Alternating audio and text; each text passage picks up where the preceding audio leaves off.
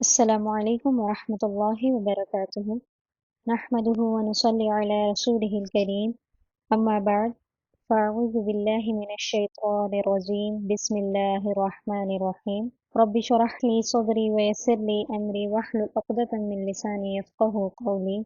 رب زدنی علما وَاعْلَمُوا أَنَّ فِيكُمْ رسول اللہ، اور جان لو کہ تم میں رسول ہیں اللہ تعالیٰ کے، لو یطیعکم فی کثیر من الامر، اگر وہ تمہاری بہت زیادہ باتوں کو مانے، لعنتم، تو تم مشکل میں پڑ جاؤ گے۔ لعنتم، یہ سب سے پہلے اس لفظ کا معنی اور مفہوم کو سمجھتے ہیں۔ یہ اصل میں اس کا روٹ ورڈ جو ہے وہ عین نون تا، عنت۔ عنت کا جو معنی ہے وہ ہے ایک ایسے پہاڑ پر چڑھنا کہ جس پر چڑھنا بہت مشکل ہو، یا پھر کسی چیز کو بہت زیادہ مشکل بنانا، یا اپنی زندگی کو مشکل بنانا، یا پھر جو ہے کسی چیز کی بہت زیادہ گہرائی میں جانا۔ تو یہ سارا جو معنی ہیں یہ عنت کے استعمال ہوتے ہیں۔ اب اللہ تعالیٰ یہاں پر ایک چیز بتا رہے ہیں کہ اگر اللہ تعالیٰ اور اللہ کے رسول جو ہیں تمہاری بہت ساری باتوں کو مانیں گے، لعنتم، تو اس سے کیا ہوگا، تم مشکل میں پڑ جاؤ گے۔ یعنی کہ اگر ہم ان تمام لغوی معنی کو دیکھیں تو ان تمام معنی میں ایک چیز ہے، وہ کیا ہے، مشکل۔ یعنی کہ مشکل کام کرنا، گہرائی میں جانا، اسٹریس لینا، یا پہاڑ پر چڑھنا، ان تمام چیزوں میں کیا ہے، مشکل ہے۔ تو اب وہ مشکل چاہے تو کسی چیز کی تفصیل میں جا کر ہو، یا کسی چیز کی ایکسٹرا آپ جو ہے اسٹریس لیں، فکر کریں، یا پھر جو ہے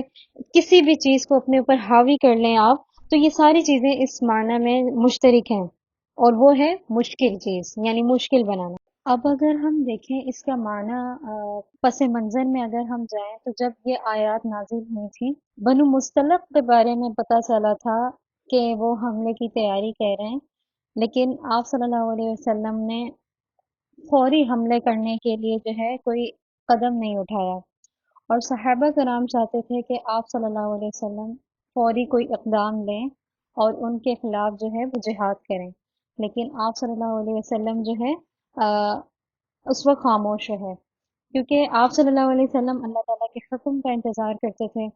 تو یہاں پہ بتایا یہ جا رہا ہے کہ اگر اللہ تعالیٰ تمہاری بہت ساری باتوں کو مان لیں، یا رسول اللہ صلی اللہ علیہ وسلم بہت سی باتوں کو مان لیں، تو پھر مشکل میں تم ہی پڑ جاؤ گے۔ یعنی یہ آیت ہمیں کیا بتاتی ہے کہ اگر آپ اللہ اور اس کے رسول کی حدیث کے اوپر اپنی بات رکھیں گے، جیسے کہ کل والے سبق میں ہم نے ساری چیزیں ڈیٹیل میں سمجھی تھیں کہ ہم اللہ کی بات سے اپنی بات کو اوپر رکھیں گے، تو پھر کیا ہے، آپ مشکل میں پڑ جائیں گے۔ آپ نے اپنی مرضی سے اپنی زندگی کے بڑے بڑے فیصلے نہیں لینے ہوتے، آپ نے جو ہے اپنے نبی صلی اللہ علیہ وسلم کی مرضی سے فیصلے لینے ہیں۔ تو آپ کی زندگی میں کوئی بھی ایسا معاملہ جو ہے وہ تب تک نہیں ہو سکتا جس میں نبی صلی اللہ علیہ وسلم کی سنت موجود نہ ہو، یا ان کی کوئی بھی نصیحت حدیث کی صورت میں موجود نہ ہو۔ اگر کتب ہم دیکھیں سیرت مبارکہ کی متعلق جتنی بھی کتب ہیں، وہ ہر معاملے کو کور کرتی ہیں، کوئی ایسا مسئلہ نہیں ہے کہ جس میں وہ کتب موجود نہ ہو، ہر چیز ہمیں وہاں سے مل جاتی ہے۔ تو ضرورت اس بات کی ہے کہ ہم کیوں ان چیزوں کو لے کر، اپنے مسئلوں کو لے کر بہت زیادہ پریشان ہو جاتے ہیں اور خود سے فیصلے کرتے ہیں، دین میں نئی چیزوں کو لا کر ہم اپنے اعمال کو جسٹیفائی کرتے ہیں۔ تو یہ ہمارا سب سے بڑا مسئلہ ہے کہ ہم گناہوں کو جسٹیفائی کرتے ہیں۔ ہم دنیا میں ہر چیز کو ہم چاہتے ہیں کہ وہ نارمل ہوتی جائے، گناہ بھی نارمل ہوتے جائیں، اور جب ہم گناہ کو نارمل کر رہے ہوتے ہیں تو پھر ہماری زندگیاں مشکل ہو جاتی ہیں۔ آپ صلی اللہ علیہ وسلم نے زندگی کو آسان بنایا تھا، انہوں نے انسانوں کو یہ سوسائٹی کی اور یہ طبقات کی ان زنجیروں سے نکالا تھا، اور ہم نے کیا کیا، ہم نے زندگی کو مشکل بنا دیا۔ اللہ تعالیٰ ارشاد فرما رہے ہیں ولیکن حبب، اللہ تعالیٰ نے عزیز بنا دیا ہے، اللہ تعالیٰ نے پسند کر لیا ہے، الیکم الایمان، تمہارے لیے ایمان کو۔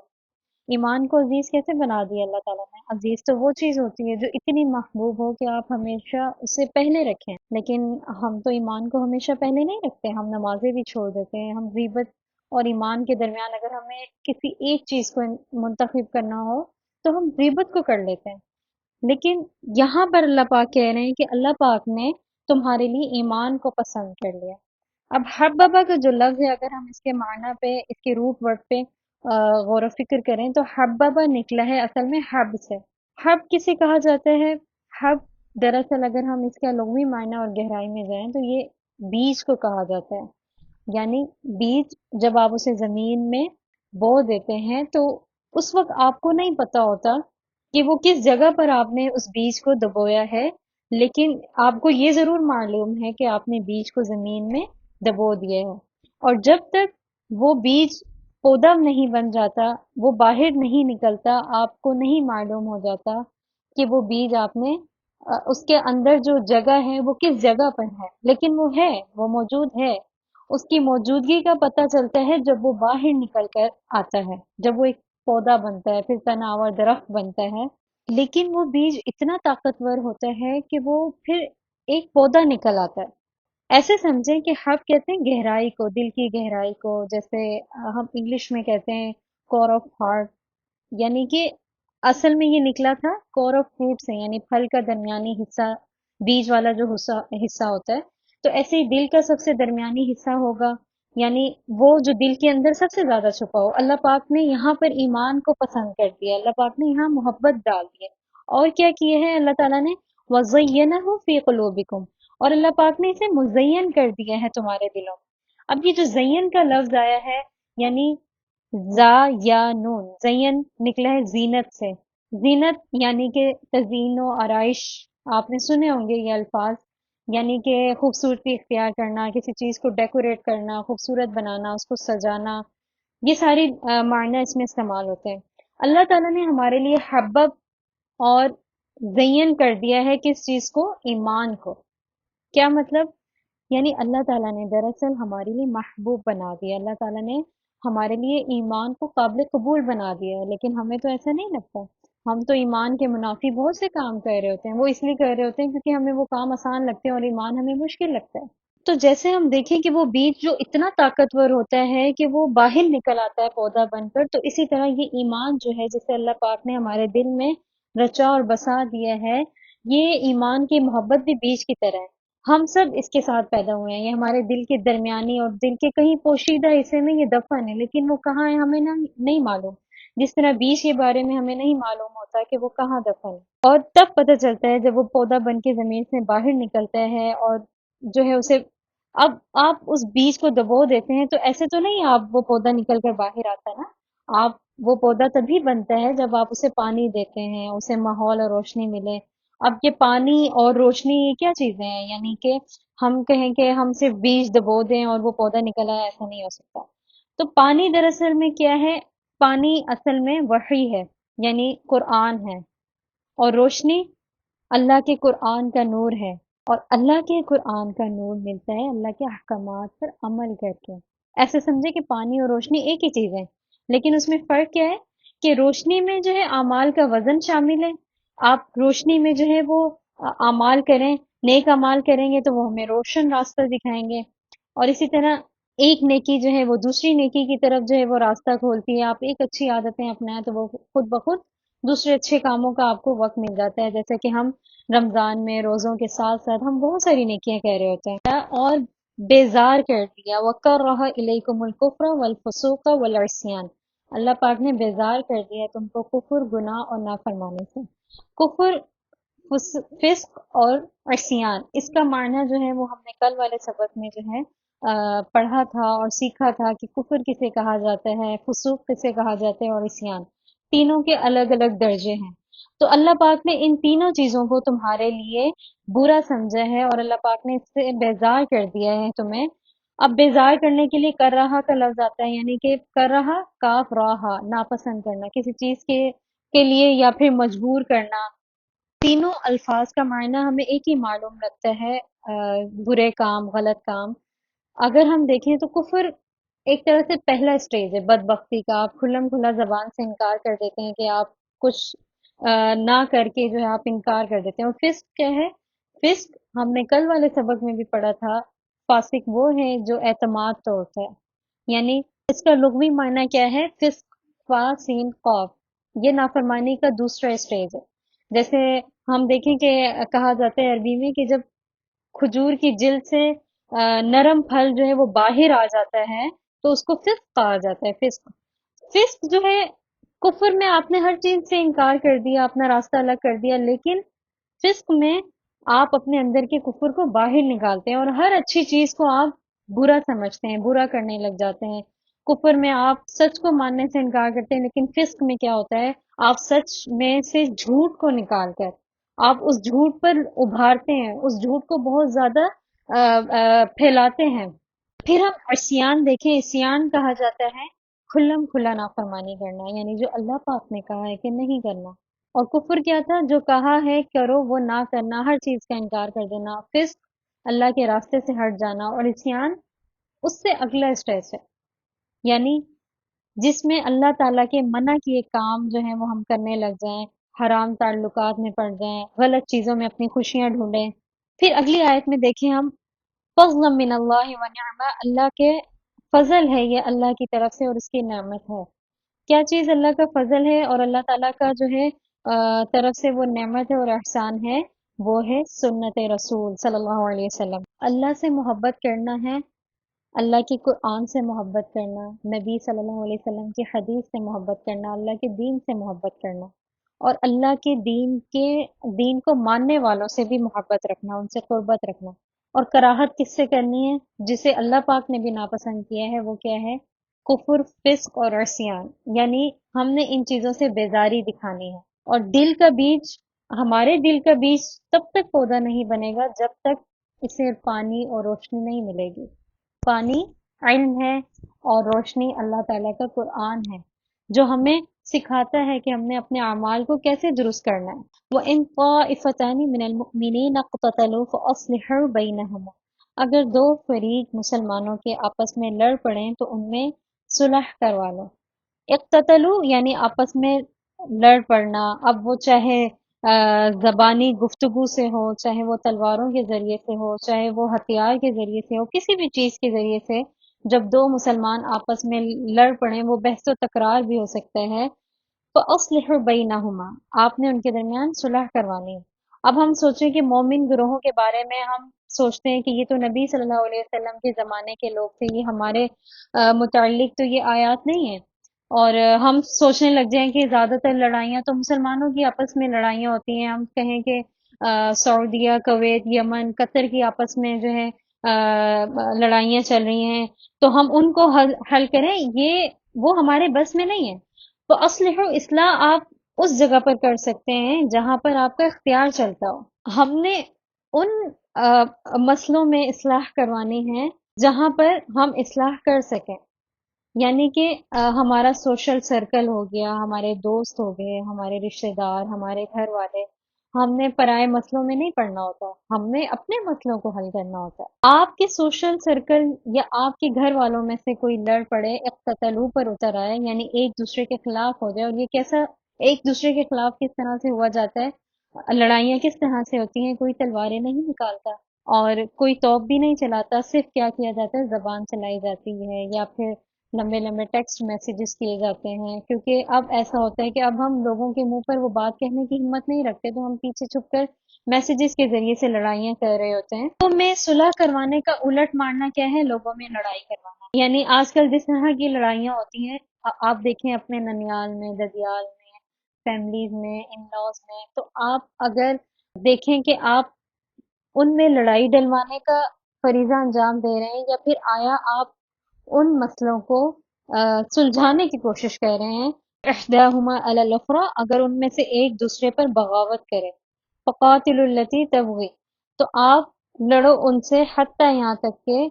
तफ़ीअ इला अम्रिल्लाह, वो अल्लाह के हुक्म की तरफ लौटा। आपने दोनों लोगों के दरमियान लड़ाई को हवा नहीं देनी, आपने जो है बीच में अपनी स्टोरी नहीं घुसा लेनी, आपने अपने आप को अलग रखना है, लोगों के दिलों में एक दूसरे के लिए नरमी पैदा करें, आप उसे आमादा करें, दोनों फरीकैन को आपस में बिठाएं, एक दूसरे के आमने सामने बिठाएं, और अगर आप समझते हैं कि ये चीज आपके हल करने से जो है वो हल हो जाएगी, तो आप देखें उस शख्स को जो है समझाएं, जहां पर आपको लगता है कि वो ज्यादा हद से ज्यादा तजावुज कर रहा है, या उसकी जो है वो गलती है, तो उसे इस तरह से समझाएं कि वो अल्लाह के हुक्म की तरफ लौट आए। فَإِن فَاءَتْ اگر وہ اللہ کے حکم کی طرف لوٹائیں فَأَصْلِحُوا بَيْنَهُمَا آپ نے دونوں کے درمیان اصلاح کرنی ہے عدل اور وَأَقْسِطُوا اور انصاف کے ساتھ ان اللہ یحب المقسطین اللہ پاک انصاف کرنے والوں کو پسند کرتے ہیں یا ایھا الذین آمنوا لا یسخر قوم من قوم اے ایمان والو خیال رکھیں کہ اللہ پاک پھر ایمان کا حوالہ دے رہے ہیں اللہ تعالیٰ مجھے اور آپ کو مخاطب کہہ رہے ہیں نہ مذاق اڑائے کوئی قوم کسی دوسری قوم کا اور عسیٰ ان یکونوا خیرا منہم قریب ہے کہ جس کا مذاق اڑایا جا رہا ہے وہ ان سے بہتر ہو پھر اللہ پاک نے ولا نساء من نساء اسپیشلی عورتوں کا ذکر کیا نہ عورتیں دوسری عورتوں کا مذاق اڑائیں عسیٰ ان یکن خیرا منہن ان قریب شاید کہ وہ بہتر ہوں ان سے جن کا مذاق اڑایا جائے وہ آپ دیکھیں یہاں سے اللہ پاک اخلاقی برائیوں کا ذکر کر کے ہمیں آداب سکھا رہے ہیں پہلی اخلاقی برائی جس کا اس آیت میں ذکر ہے وہ سب سے پہلے کیا ہے تمسخر سخر سے نکلا ہے سخر کہتے ہیں کسی کو فتح کر لینا یا کسی کو غلام بنا لینا اس کو مشقت میں ڈالنا یا کسی کا مذاق اڑانا ایسا اڑانا کہ جس میں سب لوگ آپ کی حوصلہ افزائی کریں کہ آپ نے اس کا مذاق اڑایا اور آپ سمجھے کہ آپ نے بہت بڑی کوئی فتح حاصل کر لی ہے یہ مذاق اڑانا کس طرح سے ہوتا ہے ہم کیسے کسی کا مذاق اڑاتے ہیں کسی کے رنگ کو لے کر یا وزن کو کسی کے قد کا مذاق بنانا کسی کی غربت کا مذاق اڑانا یہ بہت بنیادی سی بات ہے اور بھی بہت ساری چیزیں ہوتی ہیں ابھی کسی کی حدود کا کسی کی باؤنڈریز کا مذاق اڑانا مثلا ایک شخص کسی بات سے چڑھتا ہے اسے اپنی کسی چیز کی بہت زیادہ کمپلیکس ہے اور آپ جان بوجھ کر اس کے اس کمپلیکس کو بھری محفل میں آپ بار بار اس سے وہی سوال پوچھیں تو یہ اس کا مذاق اڑانا ہے آپ کہیں گے کہ میں نے تو ایک سادہ سا سوال پوچھا ہے کہ پڑھائی کہاں تک پہنچی ہے یا آپ شادی کب کر رہے ہیں تو اس میں کون سا مذاق اڑانا ہے لیکن آپ کو پتہ ہے یہ سامنے والے شخص کا یہ کمپلیکس ہے آپ ایک باشعور انسان ہیں آپ کو اس کے ایکسپریشن سے پتہ چل گیا ہے کہ اسے یہ چیز پسند نہیں ہے سننا لیکن پھر بھی آپ ذکر کر رہے ہیں یہ ہے مذاق اڑانا اور مزید مذاق اڑانا کس طرح سے ہوتا ہے جب ہم کسی کے ڈریسنگ سینس پر یا کسی کی ایبلٹیز پر جو ہے ہم بہت زیادہ حیرت زدہ جو ہے رویہ اختیار کر لیتے ہیں کہ اس کے پاس اتنا پیسہ کہاں سے آیا اس کو تو ڈھنگ کے کپڑے پہننے نہیں آتے ہیں بس فضول میں پیسہ ہے اس کے پاس یہ اس طرح کی ملی جلی اور بھی بہت ساری چیزیں تو یہ بھی ایک طرح سے مذاق کے زمرے میں آتا ہے اور مردوں کا مذاق اڑاتے ہیں جب وہ ان کی خالی جیب پر جو ہے وہ مذاق اڑاتے ہیں کہ اسے تو کاروبار ہی کرنا نہیں آتا عورتیں کس طرح سے دوسری عورتوں کا مذاق اڑاتی ہیں انہیں تنہا دیکھ کر کہ آپ شادی کیوں نہیں کر رہی اپنا کریئر کیوں نہیں بنا رہی یا پھر آپ جو ہے آپ کے ہاں بچے کیوں نہیں ہو رہے یا آپ کا شوہر ایسے کیوں نہیں کر رہا آپ کو جو ہے وہ آؤٹنگ کیوں نہیں کرواتا یہ ساری چیزیں عورتوں کا مذاق اڑانا کسی کے کمپلیکس کو لے کر جو ہے آپ اس کا جو ہے اس کے سامنے بار بار ذکر کرنا اور آپ کو معلوم ہے کہ یہ چیز اسے نہیں پسند تو یہ مذاق اڑانے کے ذمہ آتا ہے پھر اللہ پاک نے ارشاد فرمایا وَلَا تَلْمِزُوا أَنفُسَكُمْ وَلَا تَنَابَزُوا اور نہ ایک دوسرے کو برے القاب سے پکارو یا پھر ایک دوسرے کو کوئی عیب نہ دو اصل میں غیبت کے زمرے میں آتا ہے کہ آپ جو ہے نا کسی کے عیب کو ظاہر کر رہے ہیں اس کی برائی بیان کر رہے ہیں یا پھر ولا تنابزوا بالالقاب اور برے القاب سے نہ پکارو یعنی کسی کی چڑ بنا لینا ایک دوسرے کی چڑ کا ذکر کرنا جیسے لوگ غیبت کرتے ہوئے کہتے ہیں کہ جو ہے میں نے یہ بات تو اس کے سامنے بھی کہہ سکتا ہوں نہیں ایسا نہیں ہے آپ اس کے سامنے نہیں کہہ سکتے آپ ہر ایک کو ہر بات نہیں کہہ سکتے اور نہ ہی کہنی چاہیے کیونکہ اس کی ذات کے عیوب سے آپ کو کوئی لینا دینا نہیں ہے اس کے اندر کچھ عیوب ہیں وہ موٹا ہے چھوٹا ہے وہ آپ کا اس سے کوئی کنسرن نہیں ہونا چاہیے بئس الاسم الفسوق بعد الایمان ایمان کے بعد اب گناہ گاری کا نام جو ہے وہ بہت ہی برا ہے کیونکہ اب ہم ایمان میں آئے ہیں اب ہم قرآن پڑھنے والے ہیں اب ہم قرآن کے اسٹوڈنٹس ہیں اب ہمیں یہ سوٹ نہیں کرتا کہ ہم لوگوں کو ان کے برے القابات سے پکاریں اور ان کی برائیاں کریں ان کے عیب کو ذکر کریں ہم نے ان عیوب کو نظر انداز کرنا ہے ہم نے جو ہے اپنی سوچ کو فلٹر کرنا ہے ہمیں اگر گھروں میں اپنے دلوں میں ہر جگہ سکون چاہیے تو ہمیں یہ کرنا ہوگا ایمان لانے کے بعد اب فسق بہت برا گناہ ہے ہم نے فسق پڑھا تھا یعنی کھلم کھلا اظہار کرنا جب ہم ایمان لے آئے ہیں تو ہم نے اب فاسقوں والی حرکتیں تو نہیں کرنی ہم یہاں اس دنیا میں کسی کا برا نام رکھیں گے سوچیں گے تو پھر ہم یہ سوچیں کہ اوپر والی دنیا میں ہمارا جو ہے ہمیں پھر کن ناموں سے پکارا جائے گا ہمیں فرشتے کن ناموں سے پکاریں گے نام بہت اہم ہوتا ہے لقب بھی بہت اہم ہوتا ہے کوشش کریں کہ اچھے ناموں سے اور اچھے لفظوں میں کسی کو یاد کریں. اللہ پاک سے دعا ہے کہ اللہ پاک ہمیں اس پر عمل کرنے کی توفیق عطا فرمائے. انشاءاللہ اگلی آیات سے ہم اپنا کل کا سبق اسٹارٹ کریں گے. وآخر دعوانا ان الحمد للہ رب العالمین. السلام علیکم ورحمۃ اللہ وبرکاتہ.